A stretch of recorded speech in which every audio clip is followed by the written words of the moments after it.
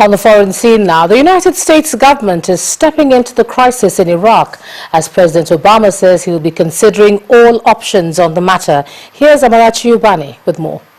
States intervention may be timely as President Barack Obama says options on the table could include military action. But there are reports U.S. intervention could have been requested by the Iraqi Prime Minister Nouri al-Maliki, who has asked the U.S. to carry out drone and airstrikes against the Islamic State of Iraq and the Levant fighters. And hours before the start of the World Cup, protesters in Brazil were trying to make their way to the Arena Corinthians stadium for the opening ceremony in Sao Paulo. Police reportedly used tear gas and rubber bullets to disperse the crowds, injuring some of the protesters and journalists in the process.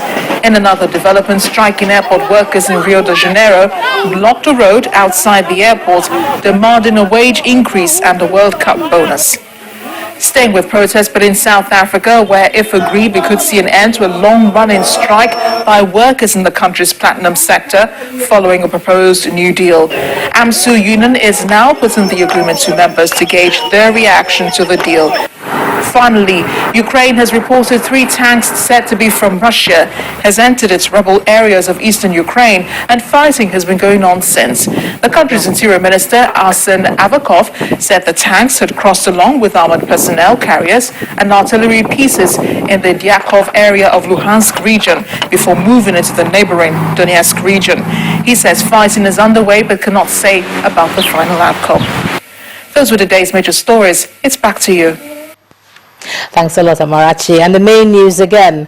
Nigerians have renewed calls for sustenance of democracy on the 21st anniversary of the aborted June 12 elections.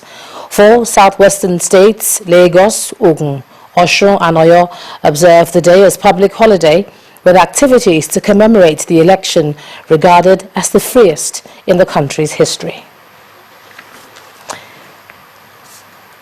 Well, that's the news at 10 tonight. Thanks a lot for staying with us. Up next is BBC Focus on Africa. I'm Ijoma Hunyato. Good night.